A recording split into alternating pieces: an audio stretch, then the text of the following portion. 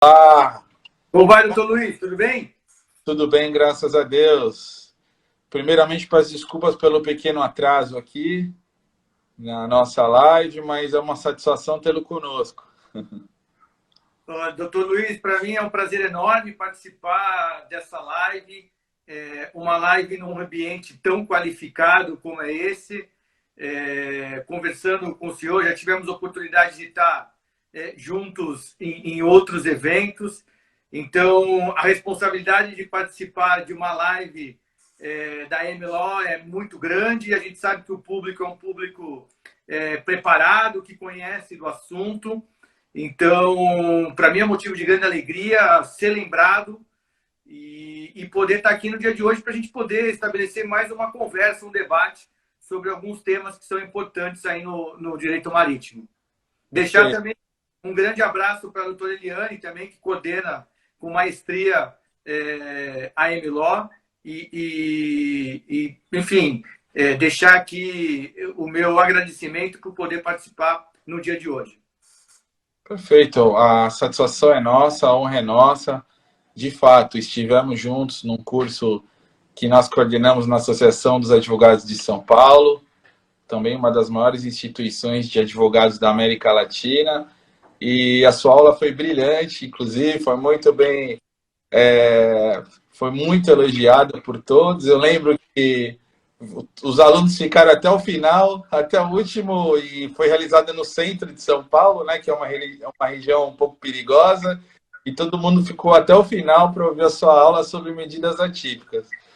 Então, é uma grande satisfação. Eu queria aproveitar a oportunidade, aqui na presença de todos que estão nos assistindo, para te parabenizar pelo seu trabalho à frente da Quarta Vara Civil, né? Eu atuei na advocacia e na OAB por mais de 10 anos que eu tive cargos na advocacia. A gente sempre ouve a frase que a advocacia é um sacerdócio.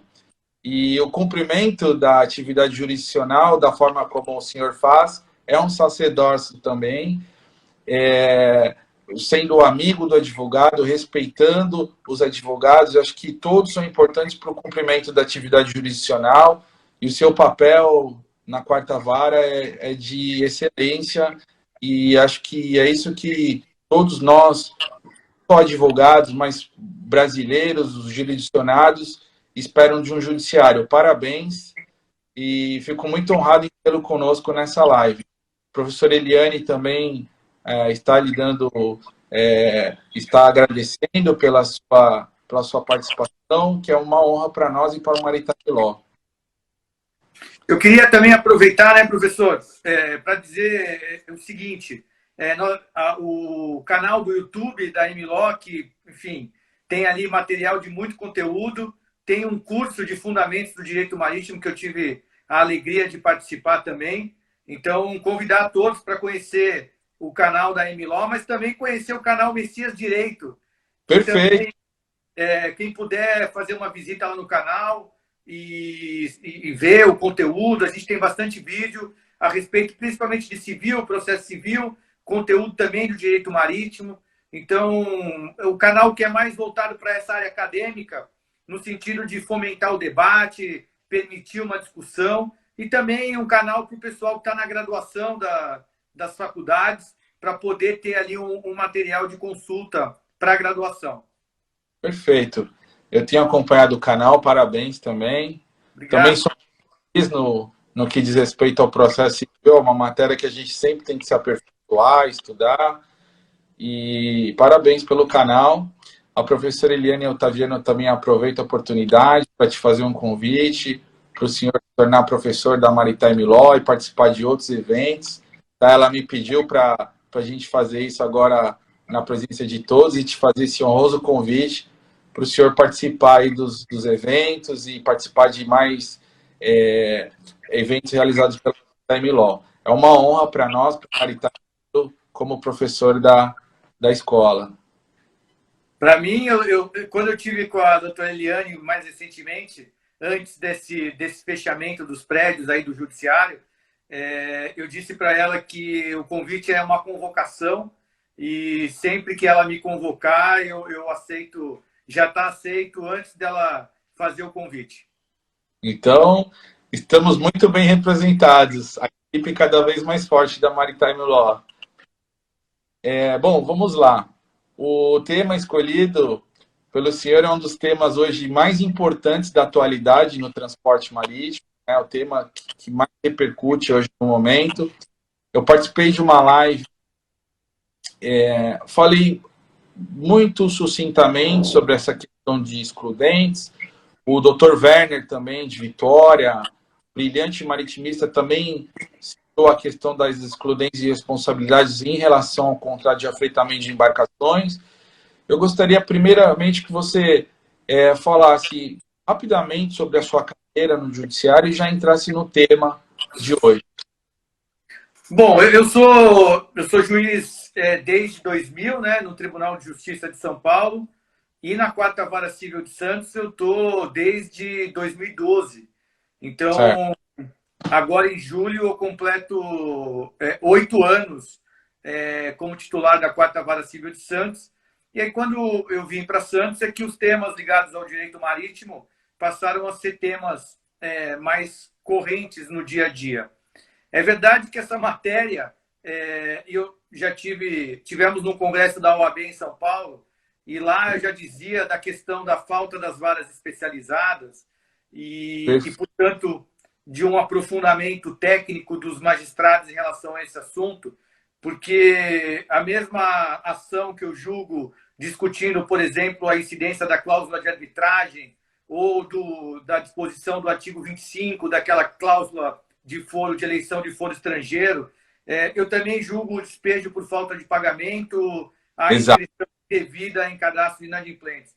E o que eu tenho percebido, e já percebia desde aquela época, é de que essa questão de fazer ali, mesmo dentro de uma vara civil especializada, mas uma clínica geral, acaba retirando do Poder Judiciário questões importantes ligadas ao direito marítimo. Hoje, o grosso das causas que envolvem o direito marítimo que estão lá no Poder Judiciário são as cobranças de sobreestadia. Causas que, do ponto de vista técnico, de relevância para o direito marítimo, não são aquelas, né, como se a gente pudesse dizer de um modo coloquial, não são aquela, não é o filé do direito marítimo. Né? Não são causas de complexidade, né? Sim, não são causas de grande complexidade. A verdade é que as causas de complexidade, elas acabam, os atores aí têm optado por métodos alternativos, principalmente a arbitragem, né? E a arbitragem em tribunais estrangeiros, né? As causas de grande repercussão acabam fugindo do Poder Judiciário porque o juiz acaba não sendo o técnico que tem condição de se dedicar exclusivamente a essa matéria, e isso a gente já discutia naquela oportunidade, quando falava da falta ou da necessidade das varas especializadas, se não no direito marítimo, mas pelo menos varas de direito empresarial que pudessem abarcar essa competência. Perfeito. Essa inclusive, a época que eu estive presidente da Comissão de Direito Marítimo e Portuário da AB São Paulo, foi uma dos pleitos nossos. Nós chegamos a nos reunir, à época, com o presidente do Tribunal de Justiça de São Paulo.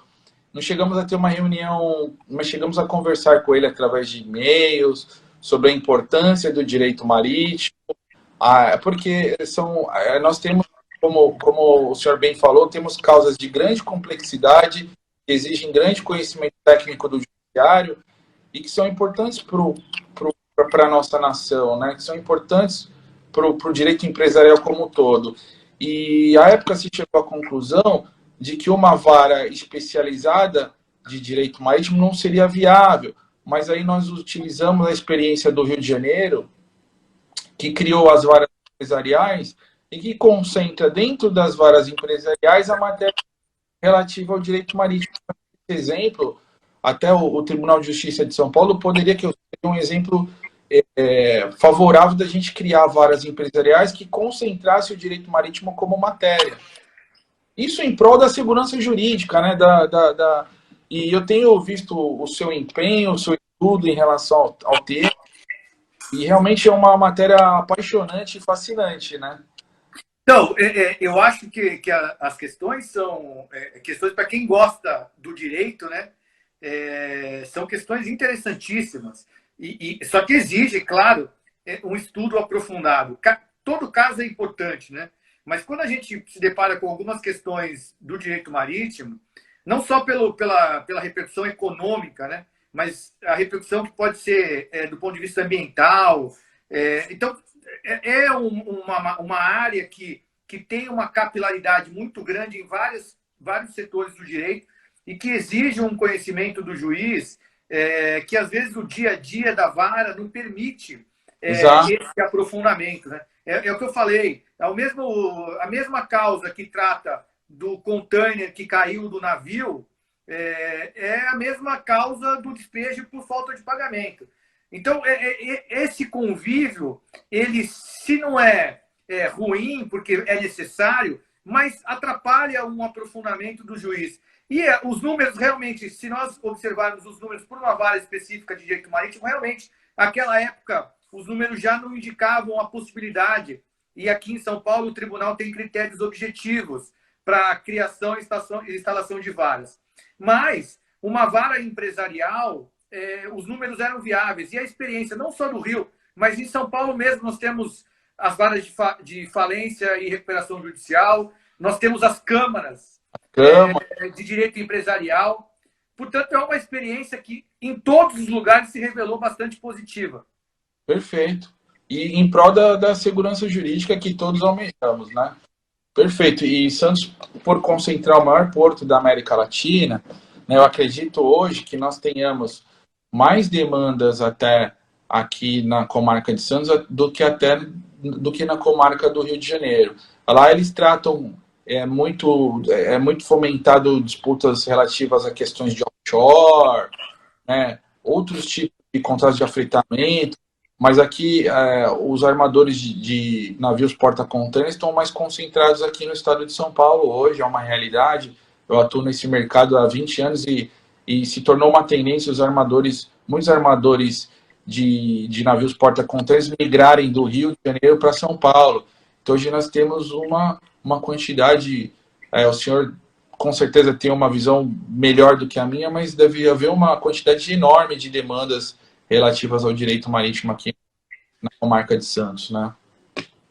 Temos bastante. Na verdade, nós estamos em 12 varas cíveis, né, aqui em Santos, mas pelos números que eu tenho, se a gente fizer ali uma conta considerando 12 varas, realmente há bastante causas envolvendo direta ou indiretamente o direito marítimo. A gente não pode esquecer, por exemplo, as ações regressivas, né, das seguradoras, que indiretamente estão ligadas a questões de avaria, por exemplo. Exatamente.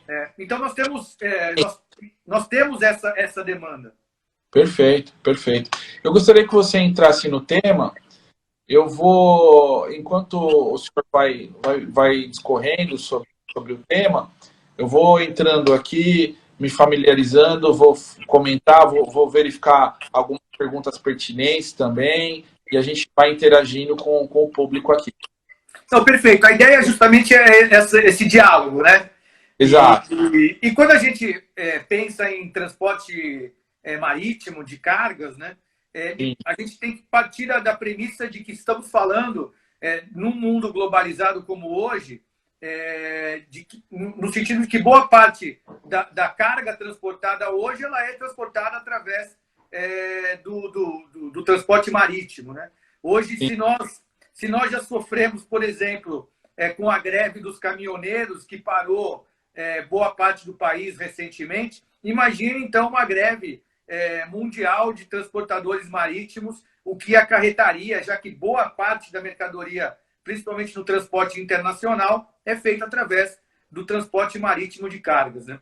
Então, esse transporte marítimo, que obviamente é um transporte, e no sentido do transporte lato sensu, que a gente pode falar, é claro que o transporte marítimo ele tem suas especificidades, mas nós estamos falando de um contrato de transporte.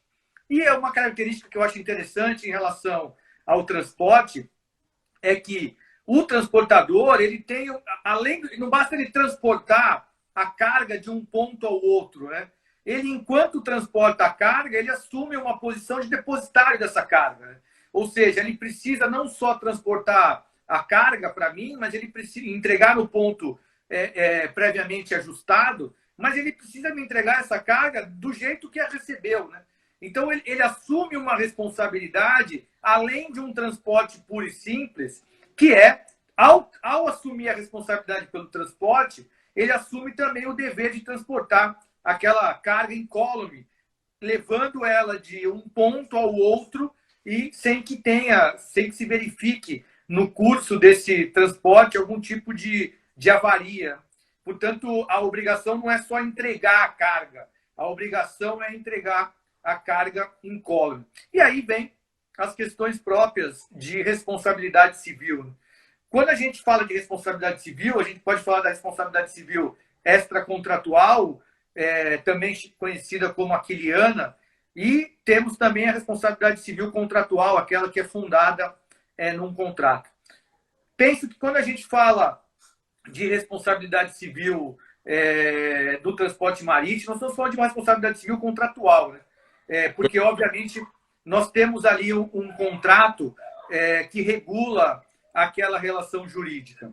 A doutrina chega a divergir um pouco, e se a gente for procurar os autores, é verdade que essa é uma questão interessante também, né? São poucos os autores que se arriscam no direito marítimo, né? E nós temos aí, por exemplo, a professora Eliana, que tem uma obra excelente a respeito do tema, mas se nós procurarmos, não são muitos, né? Se nós compararmos, então, por exemplo, com o direito civil, aí é covardia.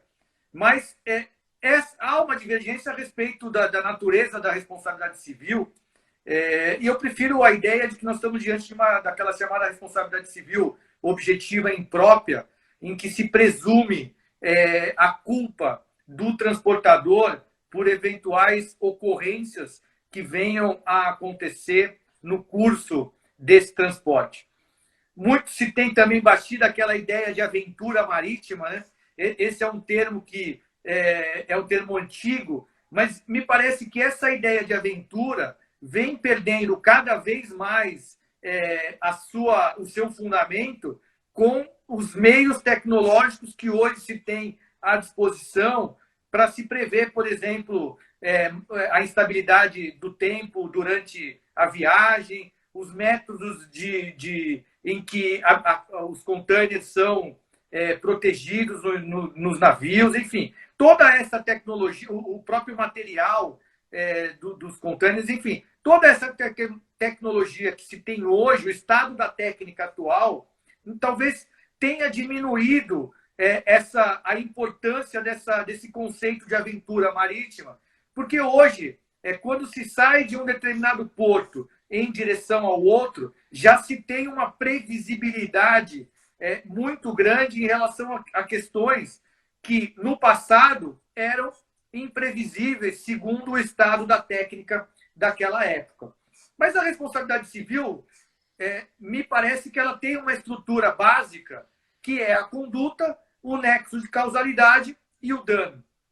Há hipóteses de responsabilidade civil sem dano, mas me parece que não é o que se aplica, ou que não é o que nos interessa aqui. Então, nós estaríamos diante de responsabilidade, numa estrutura básica de responsabilidade civil, conduta, nexo causal e dano. E aí, com aqui, na peculiaridade da responsabilidade objetiva imprópria, a culpa presumida do transportador em relação a eventuais fatos que venham a ocorrer durante esse trajeto. Toda causa excludente, e aí para a gente poder debater um pouco sobre essas causas excludentes, as causas excludentes, de modo geral, elas rompem o nexo de causalidade, né? Então, toda vez que eu tiver o rompimento do nexo de causalidade, portanto, eu não tenho mais aquela ponte abstrata que liga a conduta ao dano, eu não posso, portanto, imputar àquele realizador da conduta o dano que ocorreu e que seria o dano apto a gerar o dever de indenizar. Quando eu falo de causa excludente, eu estou falando, seja ela qual for, de uma causa que seja suficiente para romper esse nexo de causalidade e, portanto, não ser possível atribuir àquela conduta o dano que foi causado. Aí nós podemos tratar, falar do vício de origem, né, que é uma causa conhecida no transporte marítimo. Portanto, quando eu embarco, a carga, ela não fui eu que dei causa, veja, eu rompi o nexo de causalidade, porque já havia um vício de origem nela, e aqui eu ressalto a importância das vistorias, né? As vistorias me parecem extremamente relevantes, justamente para situações como essa, em que se tem uma dificuldade, muitas vezes, enorme de se provar que havia um vício de origem quando se recebeu aquela carga para transporte. Mas o cerceamento do direito de defesa, ele não ocorre somente na fase judicial, ele pode ocorrer numa fase extrajudicial, quando é uma vistoria sem a participação dos demais interessados, né? Então, muitas das vezes a gente recebe processos que as vistorias sequer foram realizadas. O que eu acho, às vezes, eu fico perguntando, mas quer dizer, grandes transportadores, e às vezes eu percebo uma preocupação, e eu vejo aqui a doutora Luciana falando a respeito dos vícios de origem, que são situações usuais, mas muitas vezes eu vejo quando essas demandas chegam ao judiciário, elas chegam com uma dificuldade enorme do juiz no tocante à prova, se realmente havia o vício de origem ou não, porque as vistorias não são adequadamente realizadas. Agora, há situações que nós temos também em termos de causa de excludentes, que talvez o nosso debate possa ser mais centralizado, diz respeito a situações de caso fortuito ou força maior, né? Perfeito. E aí, hoje, sempre também é uma discussão enorme em relação a esses conceitos de caso fortuito ou força maior. E hoje me parece que nós temos aí o 393, né, do Código Civil, que trata dessa situação, e parece que, ao menos em relação aos efeitos ou ao que gera ou que é possível de se reconhecer como caso fortuito ou força maior, ele tornou iguais um e outro, né? E aí... né? O nosso código ele não faz distinção entre caso fortuito e força maior, né? Exatamente. Ele define de forma bem sincera. Do ponto de vista prático, perdeu sentido a discussão acadêmica. Exato. O que seria um e o que seria outro, né? Exato. E aí nós temos, dentro dessa ideia de caso fortuito ou força maior, e me parece que quando a gente vai avaliar essas causas excludentes, elas têm que ser avaliadas à luz do caso concreto. Não dá para se estabelecer de modo genérico, abstrato, o que é uma ou o que é outra, e em que situação uma causa ou outra vai ser capaz de afastar o direito, o dever de indenizar. Essas causas têm que ser avaliadas dentro do conceito trazido pela legislação, mas à luz do caso concreto e das situações de fato daquele caso. Então, veja, por exemplo, a gente discutia a questão da instabilidade de tempo, né? Quer dizer, hoje, será que uma tempestade, por exemplo, durante o transporte internacional de cargas, pode ser considerada um fortuito externo apto a afastar o dever de indenizar? E aí não dá para dizer de modo abstrato, sim ou não, na minha visão, porque eventualmente aquela instabilidade, que é uma instabilidade normal, previsível, dentro desse tipo de transporte, é óbvio que ela está inserida ali no risco da atividade e não vai afastar o dever de indenizar. Mas nós podemos estar diante de uma situação absolutamente fora de qualquer previsibilidade, mesmo em questão de tempo, né? E, eventualmente, naquela situação concreta, pode ser reconhecida como uma excludente de responsabilidade. Com relação ao Mar Grosso, existe a escala Belfort, que também dá um limite ali, que dá uma noção também do que poderia ser enquadrado como força maior ou não, né?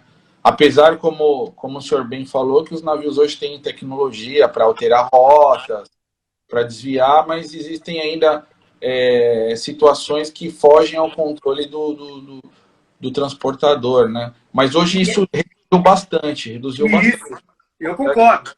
Então, O que me parece é que não dá para falar basicamente, né? sempre, ó, não Ah, é ou é. Não dá. Porque, eventualmente, mesmo com toda a tecnologia, nós podemos estar diante de uma situação absolutamente imprevisível e que vem a permitir o reconhecimento do caso fortuito ou da força maior. Agora, vejam, nós vivemos hoje uma situação que eu acho que ela vai servir por muitos e muitos anos como o exemplo clássico de excludente de responsabilidade, que é essa pandemia que nós vivemos por força do coronavírus, da Covid-19. perfeito. Ninguém conseguia, por mais que nós já tenhamos experimentado outras pandemias, outras epidemias, elas nunca chegaram ao ponto que nós vivemos hoje, ou do que nós estamos vivendo hoje.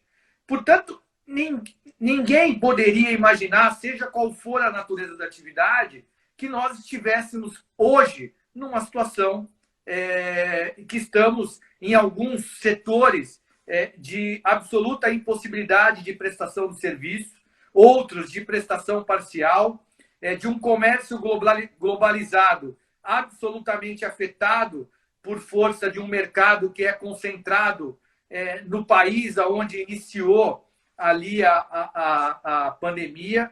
Então, vejo que essas situações absolutamente imprevisíveis e que me parece que se encaixam perfeitamente na noção de exclusão de responsabilidade pelo que indica ali o 393 do Código Civil.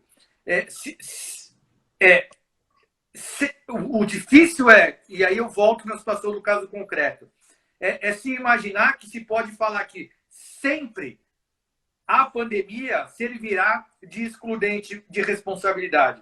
Essa é uma afirmação que eu tenho alguma cautela em fazer, porque eventualmente a gente pode se deparar com alguma situação em que, a despeito da pandemia, ela não possa ser usada naquela situação específica como uma causa excludente de responsabilidade.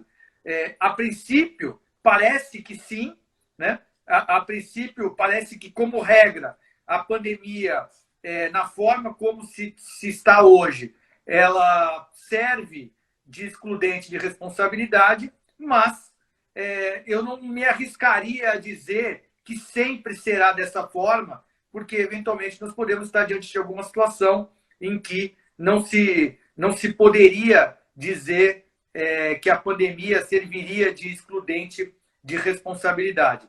Nós sabemos que hoje o transporte internacional de cargas, os portos, pelo menos até onde eu tenho conhecimento, os portos continuam abertos, né? Os portos continuam em funcionamento e, portanto, permitindo o transporte de cargas. Só que nós não podemos imaginar apenas o transporte como uma atividade isolada. E aí, então, dizer, bom, mas só porque o transporte, então, os portos estão abertos, os navios estão trafegando aí pelos oceanos, portanto, não estão sendo afetados, as relações jurídicas não estão sendo afetadas pela pandemia. Houve notícia, e aí o doutor depois pode confirmar, se falta de containers, por exemplo, né?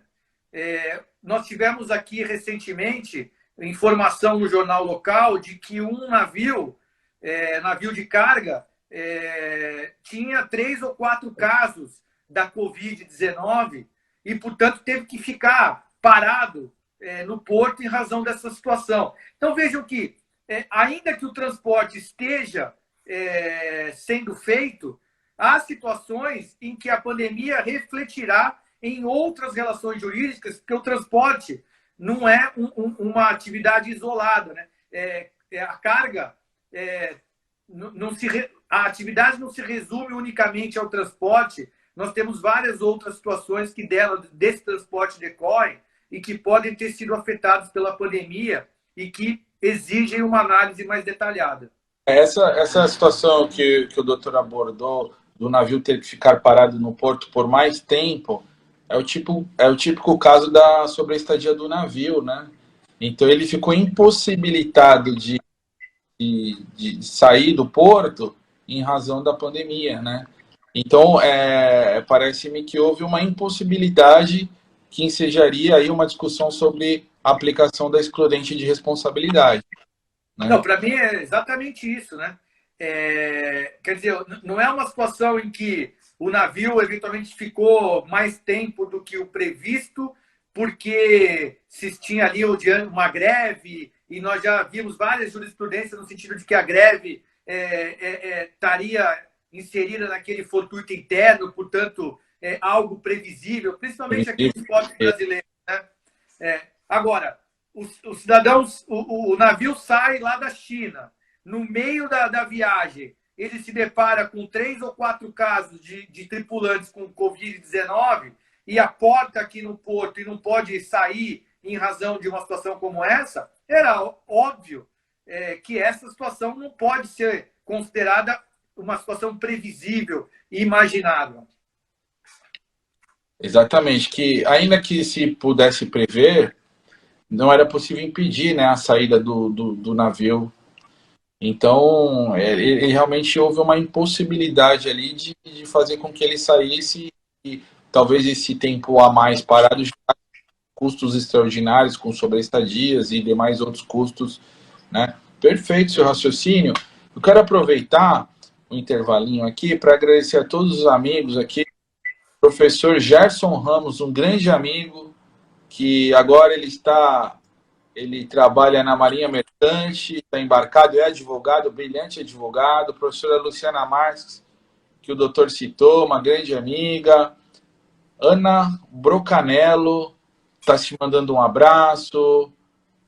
Muitas pessoas aqui, muitos amigos. Eu queria aproveitar um grande amigo aqui, advogado brilhante, o qual tenho a honra de tê-lo como amigo e como parceiro, o doutor Maurício Cury. Ele fez uma pergunta seguinte: o princípio do dirigismo contratual pode ser aplicado no direito marítimo e ser um limitador de responsabilidade? O dirigismo contratual se aplica nos contratos marítimos? Olha, a questão da limitação de responsabilidade, eu acho que é uma questão bastante complexa. Mas me parece o seguinte: eu recentemente falei aí, até no vídeo que foi para o curso da EMILO a respeito de fundamentos do direito marítimo, eu trato da questão da limitação de responsabilidade. E aí me parece que o que eu digo lá é o seguinte: que se nós imaginarmos que as partes estão numa relação equilibrada e que não há ali imposição no tocante às definições contratuais, a limitação de responsabilidade ela deve ser respeitada. Eu sei que também, se formos procurar na jurisprudência, principalmente aqui no TJ de São Paulo, nós vamos encontrar jurisprudência para um e para outro lado quanto à validade dessa limitação de responsabilidade. Mas partindo da premissa, e eu não sei se é essa a ideia do Dr. Maurício, partindo da ideia de que as partes estão equilibradas na relação contratual e, portanto, têm plena liberdade, disponibilidade quanto às condições ou quanto ao estabelecimento das condições do contrato, me parece que não cabe ao Poder Judiciário intervir nessa relação, e eu sei que esse é um tema caro também ao doutor Luiz, né? Não cabe ao Judiciário, não caberia ao Judiciário intervir nessa relação e dizer que a cláusula, portanto, de limitação de responsabilidade não é uma cláusula válida, porque, na minha visão, ela foi estabelecida a partir de condições do contrato fixadas livremente pelas partes. Inclusive, nós precisamos ter sempre em mente de que talvez a limitação de responsabilidade foi estabelecida como cláusula naquele contrato, mas, por outro lado, essa limitação possa ter influenciado no próprio preço do negócio. Portanto, nós poderíamos ter ali um acordo de vontades que, se nós avaliarmos isoladamente a limitação de responsabilidade, poderia parecer algo ruim na relação contratual. Mas talvez essa limitação tenha sido estabelecida em atenção a outras questões do contrato que foram também definidas livremente pelas partes e influenciaram na precificação do negócio. Portanto, se elas estão em uma relação equilibrada, não me parece que seria possível, ou não deveria, pelo menos, o Poder Judiciário intervir para dizer que a cláusula não é uma cláusula válida. Isso serve para uma série de outras cláusulas contratuais que envolvem essa relação jurídica. Pelo que eu acompanhei, né, até citando as recentes decisões do tribunal, anteriormente o TJ de São Paulo ele entendia pela não aplicação do regime de limitação pelo fato do Brasil não ser signatário dos tratados que cuidam desse tema. Então, o Brasil nós não temos uma legislação específica e nós não somos signatários. Apenas a lei, salvo engano, 911 de 98, lei de transporte modal, ela fala de forma muito singela sobre limitação. Então, pelo fato do Brasil não ter regras de limitação, a jurisprudência tem entendido em muitos casos que não caberia limitação. Mas houve uma evolução no Tribunal de Justiça de São Paulo, houve um julgado recente que aplicou, inclusive, a obrigação, aplicou as cláusulas do conhecimento também para limitar a responsabilidade. A limitação de responsabilidade, se por um lado algumas pessoas possam entender que seria uma certa injustiça, né, o transportador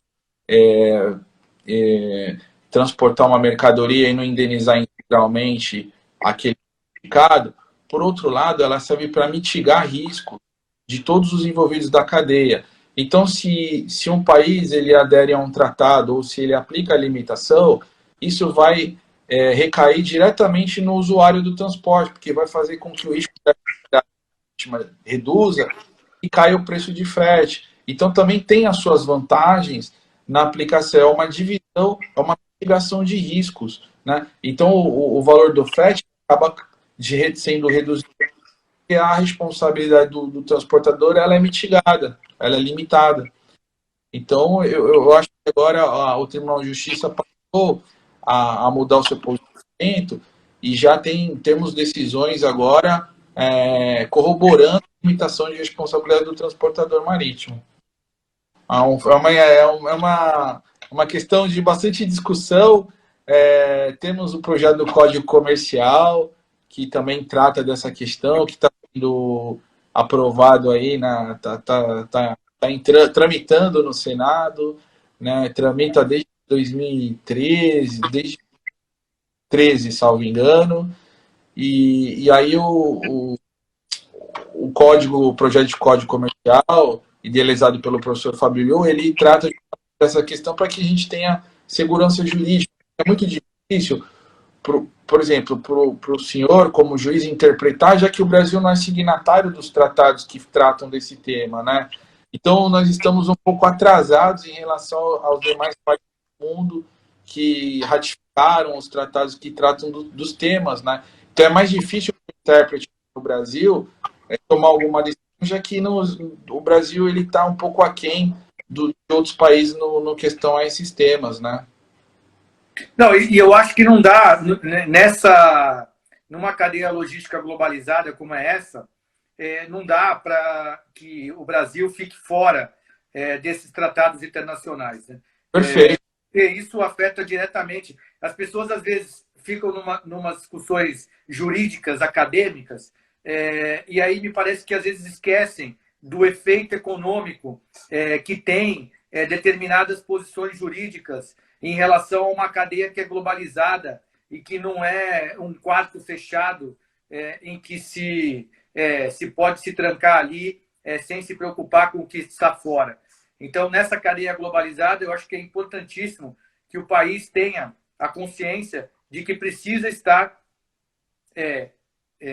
vamos dizer, enquadrado no que o mercado global tem para esse tipo de atividade. Né? Perfeito. Acho que o Brasil tem que aderir aos principais tratados, porque o comércio exterior e nós vivemos num mundo globalizado, e isso traria maior segurança jurídica até para o judiciário, maior facilidade para o judiciário poder interpretar uma questão dessas, né? Há uma dificuldade por parte do judiciário, até porque nós não temos hoje normas no Brasil que tratam a fundo desse tema e nós não ratificamos os principais tratados, né? Mas perfeita a sua explanação. Estou vendo aqui muitas perguntas, muitos amigos, mas vamos lá, voltando ao tema do caso fortuito, da força maior, das excludentes. E aí, acho que eu queria até aproveitar para ouvir aí a sua opinião a respeito da questão que envolve a resolução da ANTAC, né?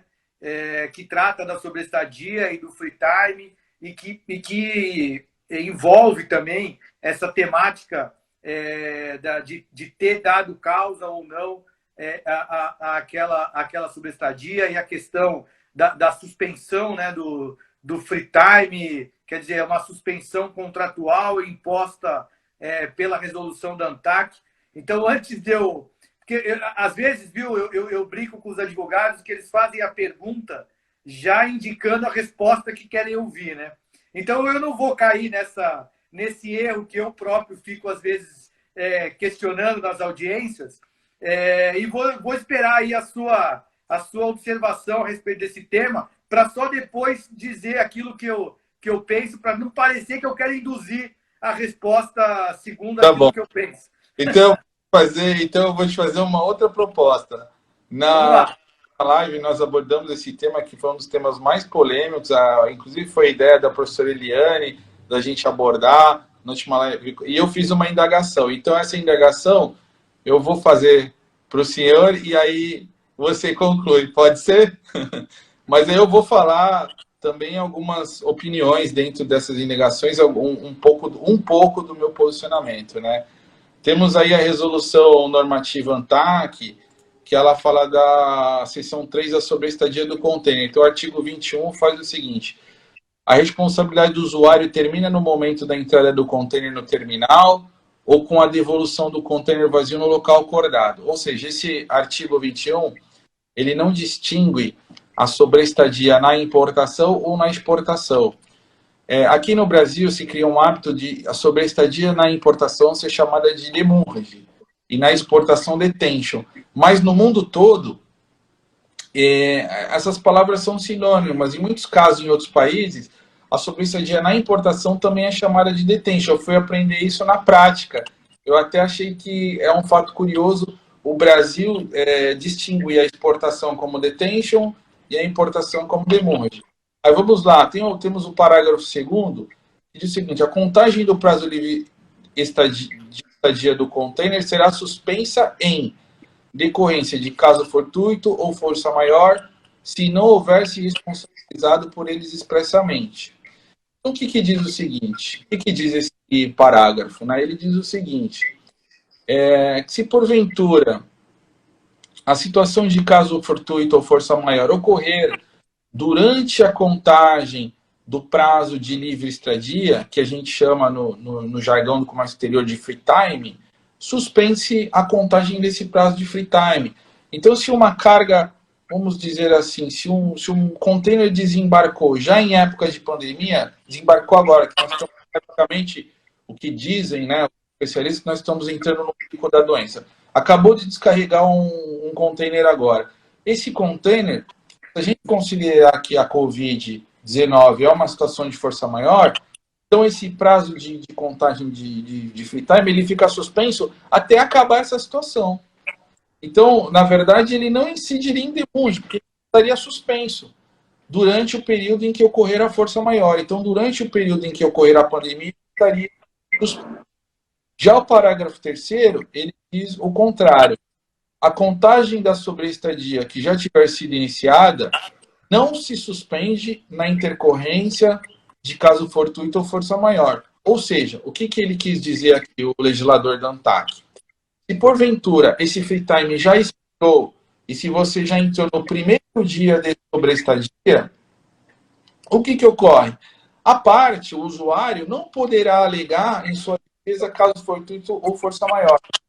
Aí vem uma regra do direito inglês, que é chamada once demurrage, always demurrage. Uma vez em demurrage, sempre em demurrage. Então, a excludente do caso fortuito, a excludente de responsabilidade do caso fortuito ou força maior, não seria hábil a ser aplicada nessa hipótese. Se já ocorreu a sobreestadia, se já incidiu, o usuário não poderia invocar essa excludente. Agora, se a força maior ocorreu dentro do período do prazo livre, em que a não incorreu em mora, porque durante o período do prazo livre ele não incorre em mora, né?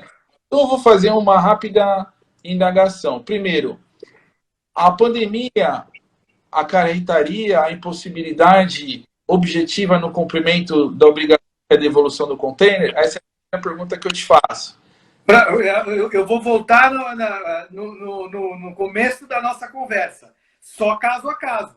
Não dá para afirmar em qualquer situação que nós tenhamos uma resposta fechada para esse tema.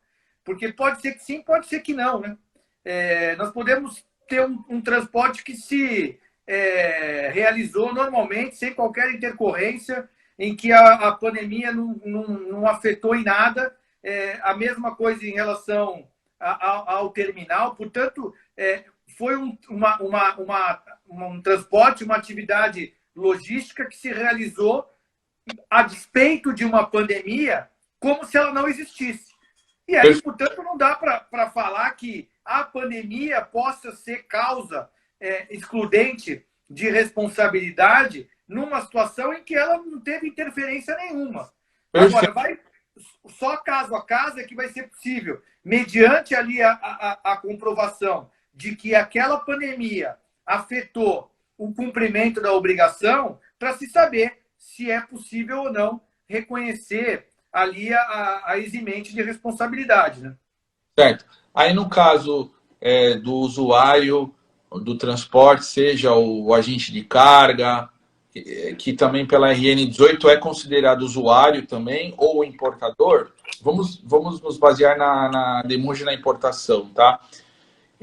Invocar a excludente a seu favor, invocar esse parágrafo segundo. O ônus é de quem? De provar a causa excludente? É. Me parece que o ônus é de quem alega, né? Tá. Então, na verdade, é o momento em que eu... Uma prova... o senhor concorda que é uma prova muito difícil? Porque, assim, pelo que eu vejo, sinceramente, o transporte marítimo é atividade essencial. Perfeito. Os containers estão sendo desembarcados, né? Então, é uma prova difícil de se fazer, né? Mas imagina que o terminal tenha fechado em razão de casos de um surto de coronavírus verificado no terminal. E, portanto, a autoridade sanitária mandou fechar o terminal. Eu não tenho o que fazer. Perfeito. Me parece que essa é uma situação que exime a responsabilidade. Exato. Impossibilita o devedor no caso, o usuário, exatamente. Ele fica impossibilitado de devolver o container naquele período. Como a gente sabe que a logística é integrada, não basta só o navio estar lá, né? Para receber, eventualmente, a mercadoria. Mas imagina que o terminal fechou e eu não tenho como movimentar, portanto, a carga, né? Como é que faz? Tirar o container, né? Exato. Exatamente. Agora, a gente vai voltar no assunto da greve. Não, essa semana houve ali uma manifestação em um terminal lá em Cubatão, acho que foi no Tiplan, né? Vamos imaginar, então, que houve uma situação de greve, a situação de greve impediu ali a operação do terminal. A gente sabe que a situação de greve, principalmente nos portos brasileiros, não é algo absolutamente imprevisível, né? E aí, então, já não é... talvez não... De novo, a resposta absoluta é perigosa. Mas, em regra, não dá para falar que a greve é motivo que possa eximir a responsabilidade. Mas o surto de Covid no terminal, porque e a gente sabe que a transmissão do vírus é muito rápida, fecha o terminal, me parece que é o clássico caso. Perfeito. Essa situação ela vai gerar um problema. Ter uma impossibilidade ao importador de devolver. Então, ele tem que demonstrar essa impossibilidade, né, de devolução da unidade. E aí a prova talvez não seja tão difícil, porque basta ele demonstrar que a autoridade sanitária fechou o terminal operou, né? Perfeito. Eu tenho uma certa preocupação. Veja, recentemente também eu não lembro se o doutor estava no congresso em Brasília. Não, acabei não indo. E lá eu falava, eu não tenho, não sou um crítico de agência reguladora. Acho que as agências reguladoras são importantes e fazem um papel muito importante nessa relação, principalmente, e a ideia da criação das agências reguladoras veio com a privatização dos serviços, né? Então, com a privatização de serviços públicos, nós tivemos a criação das agências com o objetivo de regular essa operação agora privada de um serviço que anteriormente era público.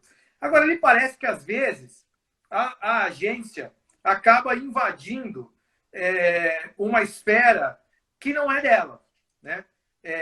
Então, quando eu uso o regulamento para regular uma relação jurídica contratual privada, me parece que eu acho isso um pouco perigoso, porque a despeito da iniciativa, às vezes, ser feita com boa intenção, a gente sabe que não necessariamente isso vai acontecer sempre e muitas das vezes isso pode implicar numa insegurança jurídica maior, resultando numa desregulação. A pretexto de regular, eu acabo desregulando o mercado.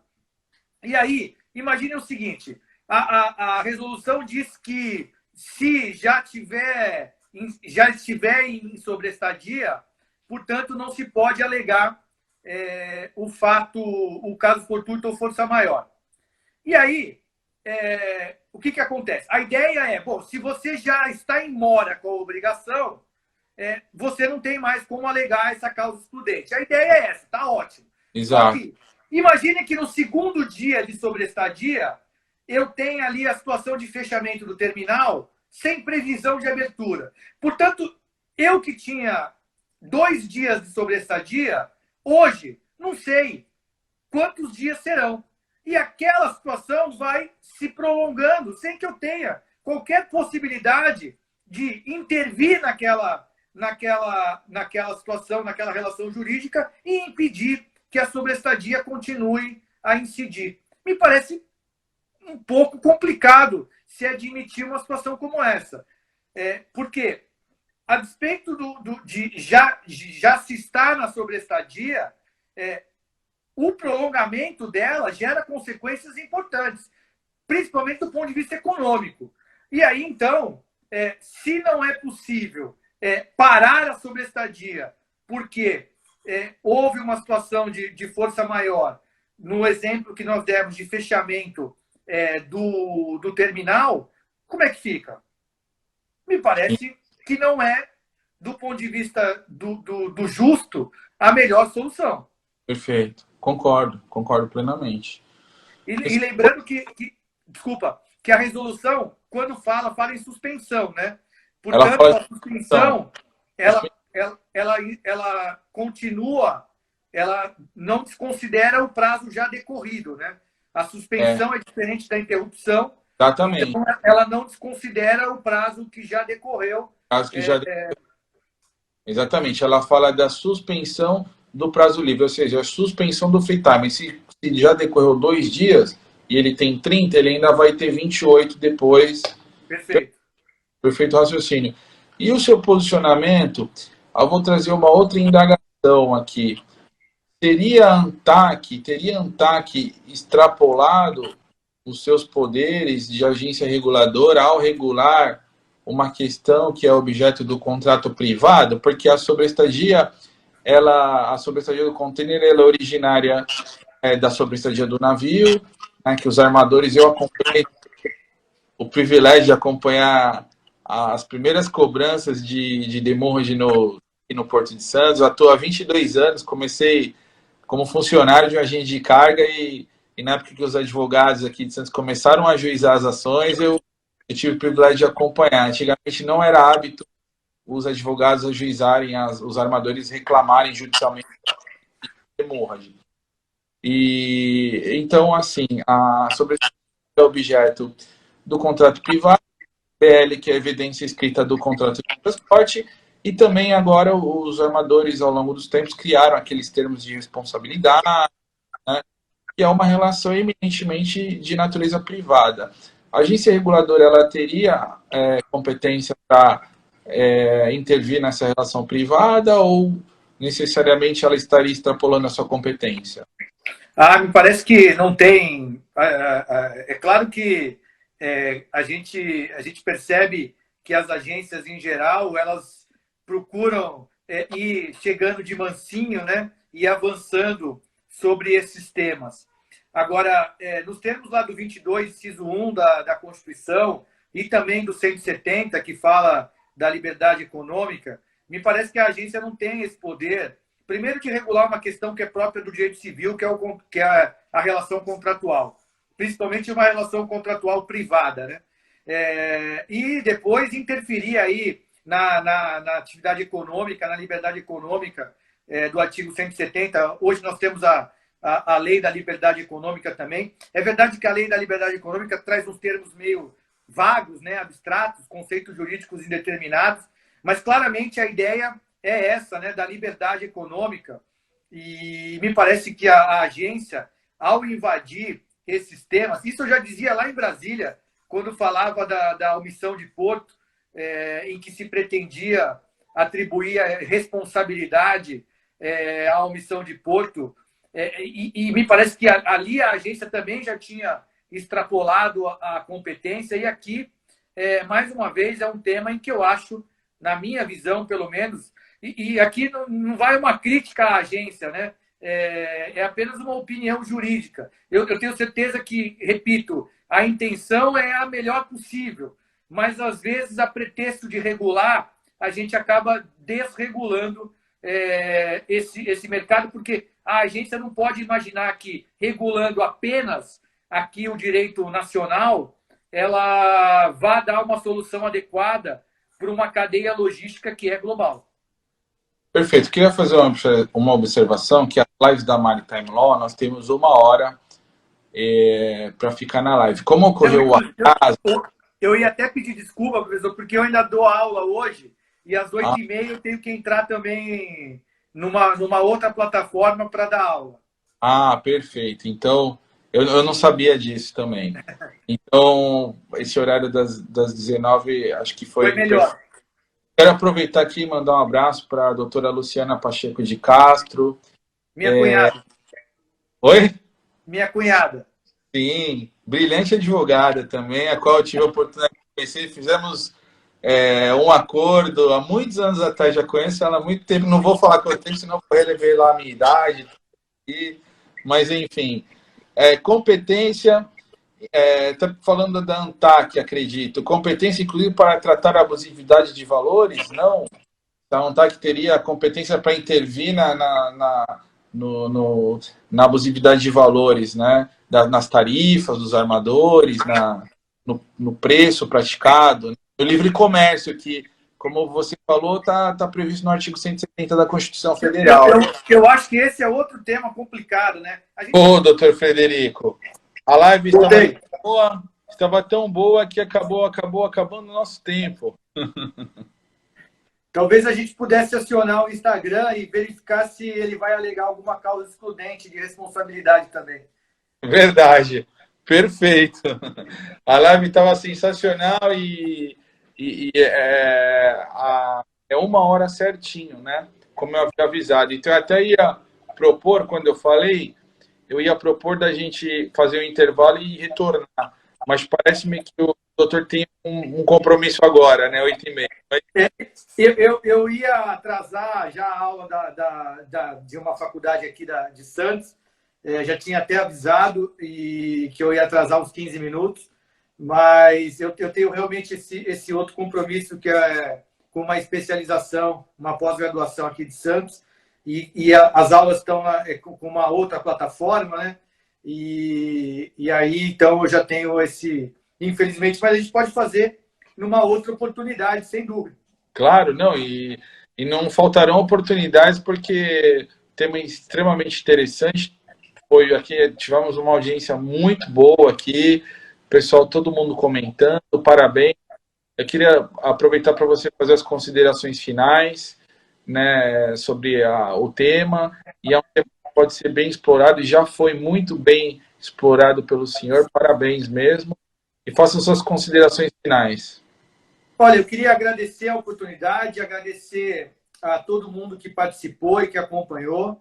Eu repito, é uma responsabilidade enorme falar num público tão qualificado. Eu sei que tem muita gente que tem aí uma enorme capacidade, que trabalha muito com esse tema no dia a dia.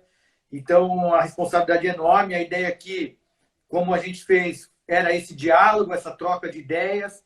Nós vivemos uma situação absolutamente nova. Nós não conseguimos encontrar, se buscarmos no passado, algo que possa servir para a nossa situação atual. Eu já vou eu vou desde o dia 16 de março trabalhando aqui na minha casa.